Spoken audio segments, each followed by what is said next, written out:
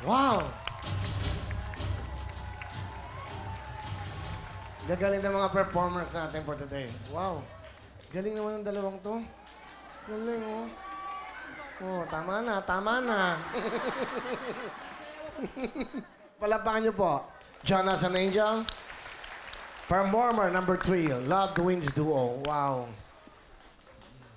Matagal na ba kayong mag-partner? Matagal na? 2 months po. 2 months pa lang yun? Talaga? Opo. Sa sayaw po, pero 2 years na po kaming mag-on. Magto 2 years na po ang anniversary po namin sa May 29. Sa May 29. Opo. Anniversary nyo. Wow. Anyway, so, first time mo bang makapartner ng katulad niya? Opo, first time ko po siya. Kasi dati po, hindi ko po siya partner. Bali, pinagselosan niya po yung partner ko noon. Kaya po naging partner ko po siya. Sabi niya, gusto niya daw po ako maging partner. Ano sinabi mo doon sa dati mong kapartner? Ano, paano mo? Kasi sabi niya, ako na lang kapartner mo. Paano mo sinabi Hindi po, doon? kasi naging partner ko rin pong lalaki. Pinagselosan din po ako ng girlfriend niya. Bali yun, nagpaalam po siya sa manager namin na, Ma'am, hindi ko na po kaya ganyan-ganyan.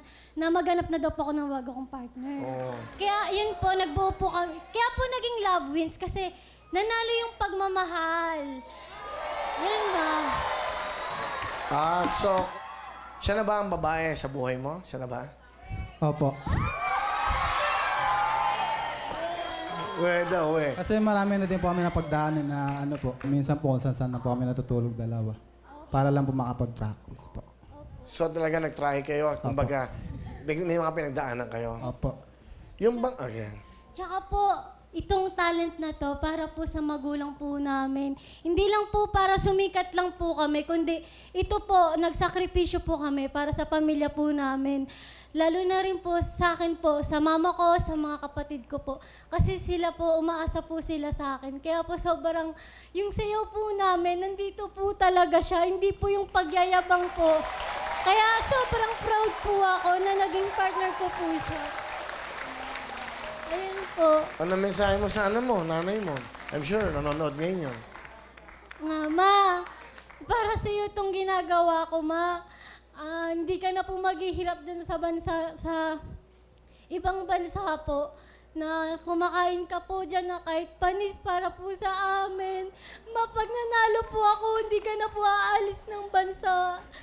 Yun po, para sa inyo to, Ma. Para po sa pangarap po namin, hanggang makarating po kami sa finals, gagawin po namin lahat po. Wow. Asan ba ang mother mo? Nasa Kuwait po siya. Nagkatulong po siya doon. Pero ayaw niya po talagang magkatulong. Kasambayang nanay mo sa Kuwait. Bali, pinapahirapan po siya doon. Kaya sabi ko, Ma, konting tiis lang po, Ma. Sabi ko pong ganun.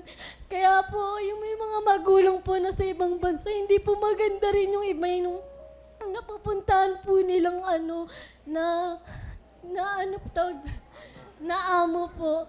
Yung si mama yung unang sabi niya, anak, kumakain ako dito ng panis, samantala dyan hindi.